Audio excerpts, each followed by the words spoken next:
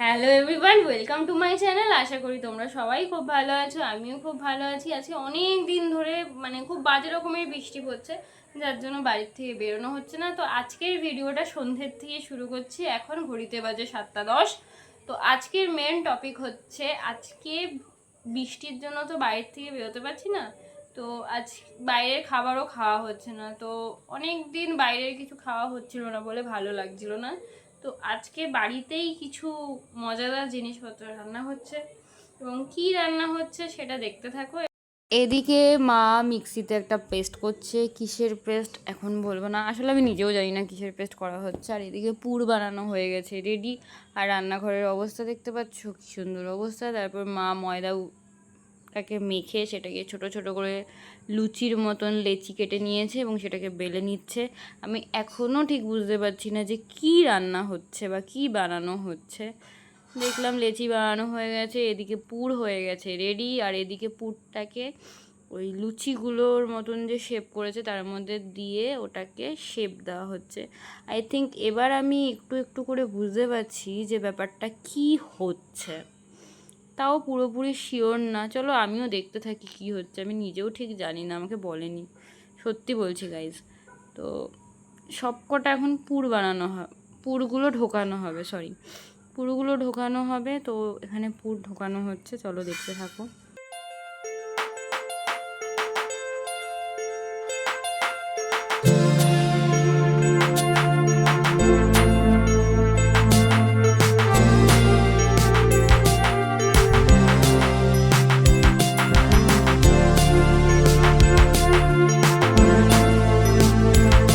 I think এবার আমি বুঝতে পারছি হয়তো যে কি বানানো হচ্ছে। আচ্ছা, এখানে ভালো করে ভেতরটাকে অয়েলিং করে নেওয়া হচ্ছে ব্রাশ দিয়ে, এবং যে প্লাস্টিকের বাটি টাইপসের যেটা আছে, তো ওটাকে যতক্ষণ না গরম হচ্ছে ততক্ষণ ওটাকে গরম করতে বসাতে দেওয়া হবে এবং আস্তে আস্তে অয়েলিং করে নেওয়া হবে। তারপর ওই যে ডোগুলো বানানো হয়েছিল সেই ডোগুলো এখানে সুন্দর করে একটার পর একটা সাজানো হবে। হ্যাঁ, এবার বুঝতে পারছি। এখানে রেডি করা হচ্ছে, তোমরাও আশা করি বুঝতে পারছো, এখানে মোমো রেডি করা হচ্ছে। তো যেহেতু আমার বাড়িতে স্টিম করার কিছু নেই, তো রাইস কুকারেই মোমোগুলোকে স্টিম করা হবে। প্রায় 10 মিনিট থেকে 15-20 মিনিটের মতন স্টিম করা হবে।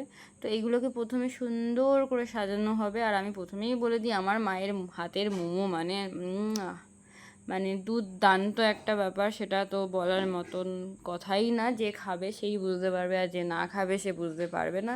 তো এটাকে সুন্দর করে সাজানো হয়ে যাওয়ার পর রাইস কুকারটাকে বন্ধ করে দিতে, রাইস কুকারের মুখটাকে বন্ধ করে দিতে হবে এবং এটাকে 15 থেকে 20 মিনিট স্টিম করার পর খোলার পর রেডি হয়ে গেছে আমাদের মোমো। আর আমি এবার বুঝতে পারছি ওই যে মিক্সচিতে যেটা হচ্ছিল সেটা আই থিঙ্ক ধনেপাতার চাটনি। তো স্যুপ টুপ কিছু করা হয়নি, যেহেতু আমাদের একটু ফ্রাইড মোমো খেতে ভালো লাগে। তো এটাই এক ধরনের ফ্রাইড মোমো করা হয়েছিল, মা করেছিল মোমো, তার সাথে ধনেপাতার চাটনি, জাস্ট অসাধারণ হয়েছিল।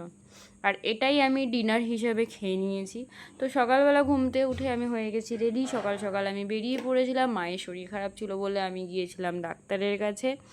এবং ডাক্তারের কাছে যাওয়ার সময় আমি আমার পঙ্খিরাজ সাইকেলটাকে নিয়ে বেরিয়ে পড়েছিলাম, এবং ওখানে গিয়ে অনেকক্ষণ আমাকে বসে থাকতে হয় লাইনে, কারণ ওখানে অনেক ভিড় থাকে। তো মেঘের অবস্থাও আমি দেখছিলাম খুব একটা ভালো ছিল না, তোমরাও দেখতে পাচ্ছ। কখন আবার বৃষ্টি শুরু হয়ে যাবে কেউ বলতে পারে না। তো বলতে বলতে শুরু হয়ে গেছে বৃষ্টি, আর আমি ভিজে একাকার কাণ্ড। তো এখান থেকে ভিজতে ভিজতে আমাকে বাড়ি গিয়ে আবার বেরোতে হবে আরেক।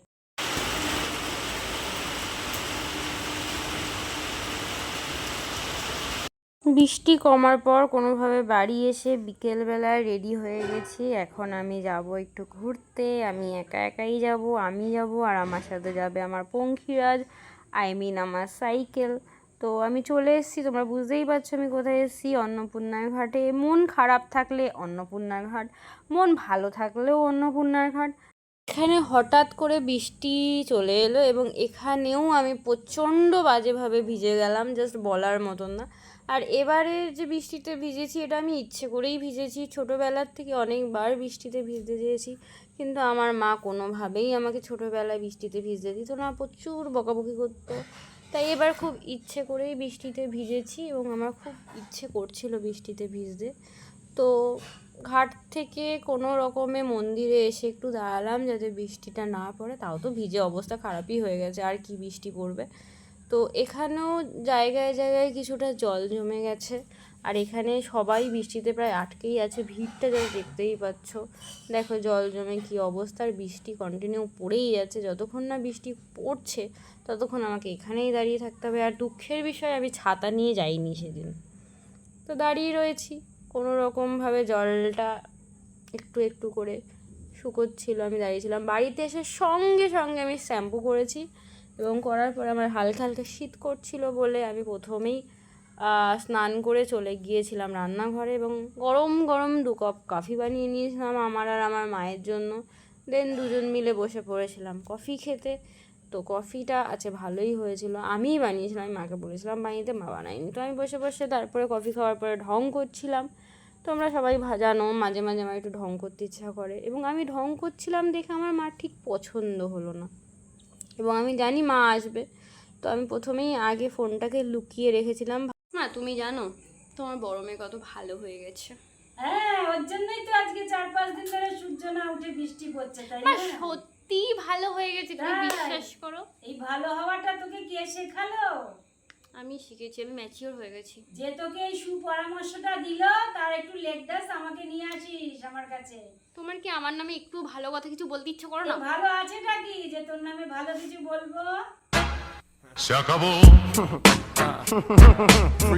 ভালো লাগে না, যেই দেখেছে আমি চুপচাপ বসে আছি অমনি আমাকে পাঠিয়ে দিল রান্নাঘরে কাজ করতে। যাই হোক, মায়ের শরীরটা একটু খারাপ ছিল, সকালবেলা ওষুধ আনতে গেছিলাম, তো আমিও মাকে বললাম ঠিক আছে যাও তুমি রেস্ট নাও, আমি রান্নাঘরে যাবতীয় যা বাসনগুলো ছিল সেগুলো মেজে দিই। তারপর আমিও রান্নাঘরে বাসনগুলো মাজতে শুরু করলাম। প্রথমে বুঝতে পারিনি যে এত বাসন ছিল, কিন্তু বিশ্বাস করো অনেকগুলো বাসন ছিল। আর আমার কেন জানি না মনে হচ্ছিলো এই যে বাসনগুলো ছিল তার থেকে বেশি বাসনই আমার থেকে হয়তো বেশি ভারী, মানে আমার কি ওয়েট তার থেকে মনে হয় বাসনগুলোর বেশি ওয়েট। এবং সেই সকাল থেকে আজকে দৌড়াদৌড়ি করে আমার আর ভাল লাগছিল না, মানে আমার মনে হচ্ছিলো কখন আমি গিয়ে একটু বিছানায় উঠবো, উঠে আমি একটু ঘুমাবো, মানে জাস্ট পুরো টায়ার্ড হয়ে গেছি। যাই হোক, কোনো রকমে বাসনগুলো পুরো কমপ্লিট করলাম মাজার পর আমি চলে এলাম আমার ঘরে। বৃষ্টিতে ভিজে এত সমস্ত এখানে গিয়ে ওখানে গিয়ে আমার আর ভাল লাগছিল না, তো ভিডিওটা আমি এখানেই শেষ করছি। যদি ভিডিওটার কোনো পার্ট ভালো লেগে তাহলে চ্যানেলটাকে অবশ্যই সাবস্ক্রাইব করো। দেখা হচ্ছে নেক্সট ভিডিওতে।